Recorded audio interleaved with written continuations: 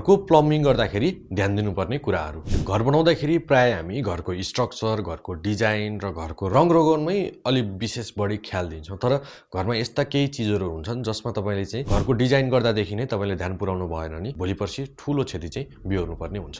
हामीले घर बनाउँदाखेरि प्लास्टर गर्नुभन्दा अगावैदेखि चाहिँ प्लम्बिङ गर्दै अथवा ढलान गरेकै समयमा पनि हामीले चाहिँ कतिपय प्लम्बिङको कामहरू गरिरहेका हुन्छौँ र त्यो चिज चाहिँ तपाईँहरूको के हुन्छ भन्दाखेरिमा चाहिँ प्लास्टरभित्र अथवा चाहिँ ढलानभित्र लुकेर बसिरहेको हुन्छ र त्यसमा यदि एउटा सानो मात्र समस्या आयो भने भोलि तपाईँले चाहिँ टाइल फुटाउनु पर्ने अथवा वालै फुटाएर चाहिँ काम गर्नुपर्ने अथवा तपाईँले राम्रोसँग चाहिँ काम गर्नुभएको छैन भने चाहिँ भोलिको दिनमा चाहिँ नयाँ पाइप लेआउट गर्नको लागि चाहिँ वाल काट्नुपर्ने अथवा पिल्लर बिमै काटेर पनि पास गर्नुपर्ने अवस्थाहरू चाहिँ सिर्जना भइरहेको हुन्छ र जसको कारणले गर्दाखेरि भोलि घरमा चाहिँ एकदमै ठुलो क्षतिहरू हुन्छ। त्यस कारणले गर्दाखेरि हामीले प्लम्बिङ गर्दाखेरि नै पहिले नै धेरै कुराहरूको चाहिँ ख्याल गर्नुपर्ने हुन्छ र यदि तपाईँहरूको घरमा पनि प्लम्बिङ हुँदैछ भने चाहिँ आज म तपाईँहरूलाई यो भिडियोमा चाहिँ प्लम्बिङ गर्दाखेरि के कुरामा ध्यान दिनुपर्छ भन्ने कुरा भन्न गइरहेको छु। अब यदि तपाईँहरूले अहिले नै घरको प्लम्बिङ गर्दै हुनुहुन्छ भने तपाईँहरूलाई यो भिडियो काम लाग्न सक्छ र यदि भविष्यमा घर बनाउँदै हुनुहुन्छ भने यो भिडियोलाई सेभ गरेर राख्न नभुल्नु होला, भोलिको दिनमा धेरै काम आउँछ। र पहिले जानु प्लम्बिङ गर्दाखेरि के कुरामा ध्यान दिनुपर्छ। अब पहिलो कुरा रहेको छ पाइप राउटिङ। पाइप राउटिङ भनेको चाहिँ तपाईँको घरमा पाइप चाहिँ कुन ठाउँ भएर चाहिँ पास हुन्छ, कुन ठाउँमा जानको लागि चाहिँ कताबाट लिएर जाने भन्ने कुरा हो। त्यसकारणले गर्दाखेरि तपाईँहरूले चाहिँ त्यो आफ्टर कन्स्ट्रक्सन कहाँबाट चाहिँ पाइप लिएर जाने भनेर सोच्ने होइन। त्यसको लागि चाहिँ तपाईँले सुरुमा घरको डिजाइन गर्दाखेरि नै तपाईँको स्यानिटेसनको पाइप कताबाट जान्छ, त्यसैगरी तपाईँको चाहिँ खानेपानी धाराको पाइप चाहिँ कताबाट जान्छ भनेर चाहिँ तपाईँले चाहिँ फिक्स गर्नुपर्ने हुन्छ र त्यही अनुसार नै डिजाइन गर्नुपर्ने हुन्छ।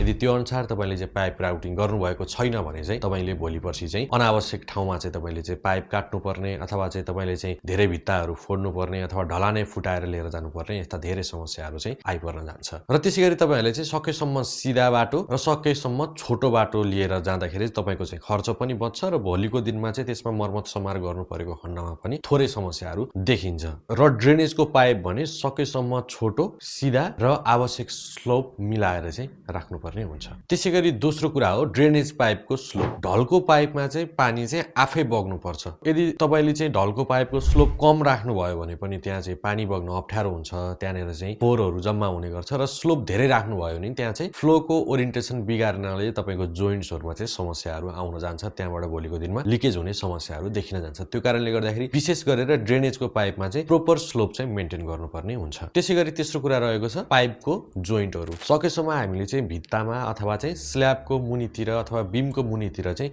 जोइन्ट नपर्ने गरेर हामीले प्लम्बिङको काम चाहिँ गर्नुपर्ने हुन्छ। किनभने अब केही समय पछाडि चाहिँ तपाईँको घरको प्लम्बिङमा चाहिँ समस्या आयो, लिकेजहरू भयो भने चाहिँ त्यो अवस्थामा हामीले जोइन्टहरूको रिपेयर अथवा त्यसमा चाहिँ मेन्टेनेन्स गर्न गाह्रो हुन्छ अथवा त्यही लिकेजले गर्दाखेरि भोलि हाम्रो स्ट्रक्चरमा क्षति पुग्न सक्छ। त्यो हिसाबले यो कुरामा पनि विशेष ध्यान दिनुपर्ने चाहिँ जरुरी हुन्छ। चौथो भनेको चाहिँ तपाईँको क्लिन आउट र इन्स्पेक्सनको व्यवस्था चाहिँ राम्रो तरिकाले गर्नुपर्छ। जस्तो प्लम्बिङ भनेको चाहिँ हामीले एकचोटि बनाइसकेर अर्कोचोटिदेखि चाहिँ त्यसलाई वास्तै नगर्ने चिज होइन। बेला बेलामा त्यसमा केही समस्याहरू आउन सक्छन्, कहिलेकाहीँ ब्लकहरू हुन सक्छ, कहिलेकाहीँ ग्रिजिङहरू भएर चाहिँ त्यसमा समस्याहरू आइरहेको हुन्छ। त्यो कारणले गर्दाखेरि हामीले यसलाई चाहिँ बेला बेलामा सफा गर्ने, त्यसलाई बेला बेलामा रेखदेख गर्ने गरिरहनु पर्ने हुन्छ। त्यो कारणले गर्दाखेरि अघि मैले भने अनुसार हामी विशेष गरेर जोइन्ट्सहरूमा चाहिँ अथवा चाहिँ अरू कुनै चाहिँ इन्स्पेक्सन जोइन्टहरू राखेका हुन्छौँ। त्यो जोइन्टहरू चाहिँ हामीलाई भोलिको दिनमा चाहिँ सहज तरिकाले चाहिँ त्यसमा बसेर काम गर्न सक्ने ठाउँ अथवा एकदमै सहज पहुँच हुने ठाउँमा चाहिँ हामीले राख्नुपर्छ। फेरि भोलिको दिनमा चाहिँ त्यहाँ चाहिँ कामै गर्न नसक्ने ठाउँमा हामीले इन्स्पेक्सन जोइन्टहरू अथवा चाहिँ अरू एङ्गल जोइन्टहरू अथवा त्यस्तै अन्य कुराहरू चाहिँ एकदमै अप्ठ्यारो ठाउँमा राखियो भने भोलिको दिनमा गाह्रो पर्न जान्छ। त्यो कारणले गर्दाखेरि हामीले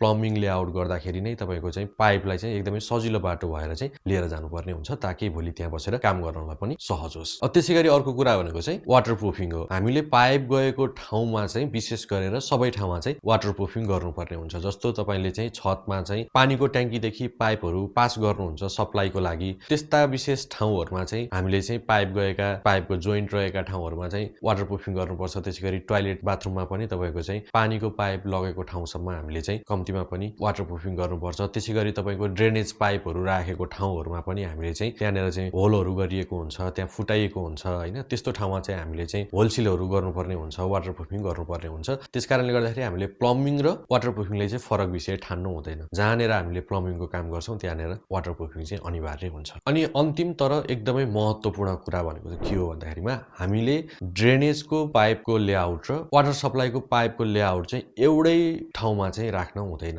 दुई फरक ठाउँबाट गर्नुपर्छ। किनभने भोलिको दिनमा चाहिँ त्यहाँ सर्टेन प्रब्लमहरूले गर्दाखेरि चाहिँ तपाईँको चाहिँ त्यहाँनिर लिकेज हुने समस्याले गर्दाखेरि चाहिँ भोलि तपाईँको वाटर सप्लाई चाहिँ कन्टामिनेटेड हुनसक्छ अथवा त्यहाँ चाहिँ प्रदूषित हुनसक्छ। त्यो हिसाबले गर्दाखेरि हामीले पानीको लाइन एकतिर छुट्टै र ड्रेनेजको लाइन चाहिँ अर्कोतिर छुट्टै गर्नुपर्ने हुन्छ। र साथसाथै मेन्टेनेन्स गर्न पनि सजिलो हुने तरिकाले चाहिँ हामीले चाहिँ दुईटालाई छुट्टा छुट्टै राख्न जरुरी हुन्छ।